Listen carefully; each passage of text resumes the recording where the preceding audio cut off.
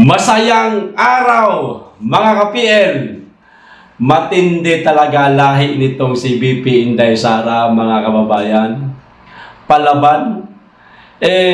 Alam nyo bang mas excited pa yata siya na maganap na po ang impeachment laban sa kanya, mga kababayan, kaysa doon sa mga taong nag-file po ng impeachment complaint laban ho sa kanya.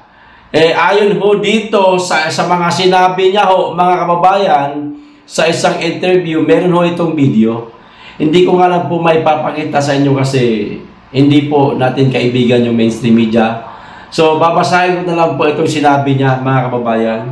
Na aniya ho, sa isang interview, mga kababayan, wala na, sinabi niya na sa mga lawyer niya na dali-dalian nyo, sabihin nyo sa mga nag-file ng impeachment laban sa akin na bilis-bilisan nila.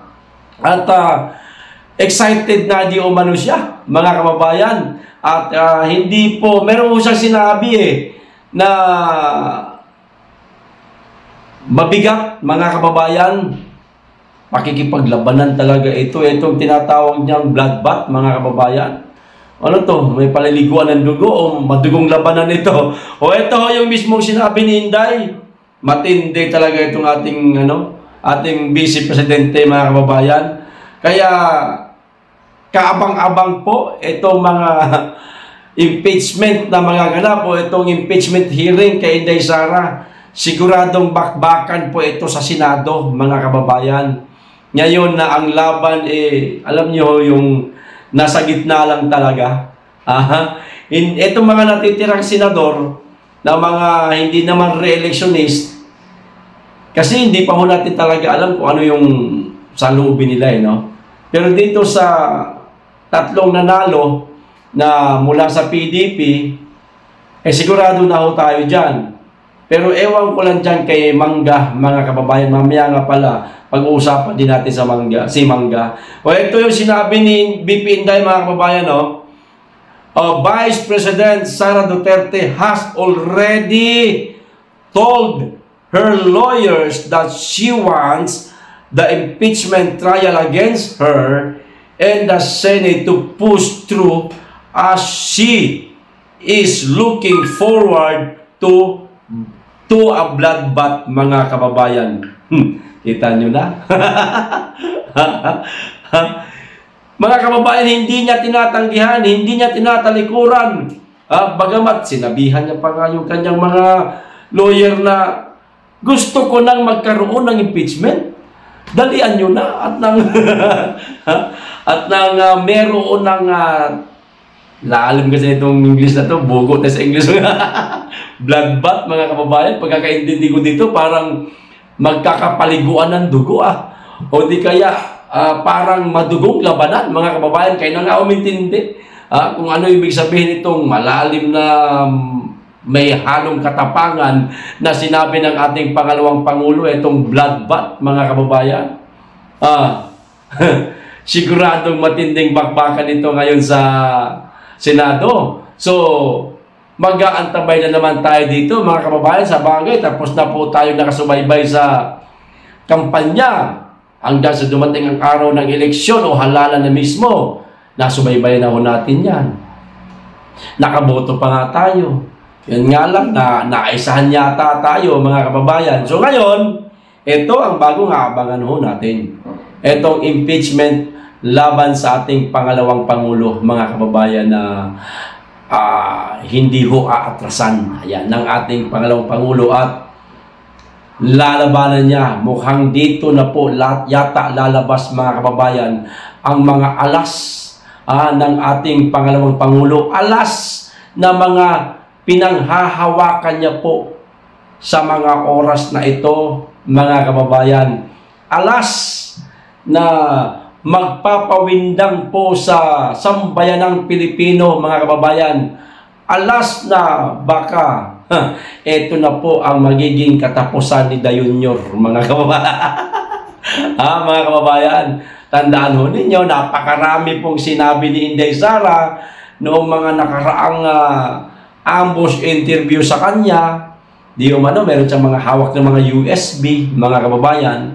O, paano kung nagkagipitan na talaga? Binastos, binaboy ang hearing na laban sa kanya, itong impeachment niya sa Senado, matitiis ba naman ng ating pangalawang Pangulong hindi lumaban, mga kababayan? Dito na ho lalabas ang mga alas na mga pinanghahawakan ni Inday Sara. Kaya nga, kaabang-abang po itong impeachment trial na magaganap, mga kababayan. Okay, so tabayanan natin yan. O, dumako na po tayo dito sa pangalawang pag-uusapan natin, mga kababayan. Ito pong tungkol kaya Super Mangga, mga kababayan. Aba, abotenga ho ang ngiti ng ale, mga kababayan. Dito yata ito sa proklamasyon. May video ho ako ipapakita sa inyo. Grabe ang ngiti. Simula nung kanyang pagsampaho doon sa entablado hanggang sa humawak na po siya sa pulpito, kaharap na ang mikropono. Ang ngiti niya ho, mga kababayan, abot ho hanggang tenga. Sa tuwa, aba, sino ba namang hindi matutuwa? Nanalo ka kahit na pasang-awa ika nga kumbaga sa eskwelahan o estudyante, pasang-awa pang-12 yata siya, mga kababayan, o di ba? Yun lahat ng nangyari sa kanya, itong nangyaring pagkapanalo sa kanya, mga kababayan, kay Super Mangga, dahil po ito kay BP Inday Sara. Dahil kung hindi siya kinampanya, tinulungan ni BP Inday Sara, mga kababayan, sa huling yugto, huling oras na po ng pangangampanya, malamang sa alamang, hindi mapapasok sa top 12 itong si Super Mangga, mga kababayan. Dahil nanalo ka, Super Mangga, tatandaan mo, panibagong utang na loob na naman ito. Utang na loob mo sa mga Duterte. Dahil hindi lang si Inday Sara ang nagtaas ng kamay mo. Maging ang dating Pangulong Duterte, itinaas din ang kamay mo. Kapag ka ikaw nanahimik dito sa impeachment kay Inday Sara at hindi ka pumanig sa kanya, katakot-takot na batikos ang aabutin mo talaga sa mga DDS. Ito yung video niya, mga kababayan. Panuorin po natin. Ayan, ito na. Sa mga ginagalang naming commissioner ng COMELEC, sa aking nanay na 96 years old na, at kasama ng aking mga anak na kailanman hindi nagduda na ako'y mananalo. Kay Presidente Duterte, ang ating dating Pangulo, na Oktubre pa lamang, itinaas na ang aking kamay at sa kanyang anak, na hanggang sa huling sandali, si VP Inday Sara ay ako'y kinakampanya. Sa inyong lahat ang tagumpay na ito, kahit gaano kailap at kahirap, ay isang katibayan na kapag ikaw ay nanindigan para sa tama, mananalo ka. Hindi nagmaliw ang paniniwala ko sa dunong ng sambayanang Pilipino. Nadama at alam nila ang ibig sabihin ng sakripisyo at prinsipyo at gagawaran nila ito ng suporta at pagmamahal. Mabuhay ang Pilipinas. Ikinararangal kong maging ika-12 sa listahan ang tumapos sa lahat na ito. Salamat sa inyong lahat. So, ayun. Ikinararangal ko na maging 12. Ayan. Panghuli nga siya, pasang-awa nga siya. Kung hindi nga siya tinulungan ni BP Inday Sara, mga kababayan, sa huling oras ng pangangampanya, laglag talaga yung ali na yan. Kaya panibagong utang na loob na naman niya ito sa mga Duterte.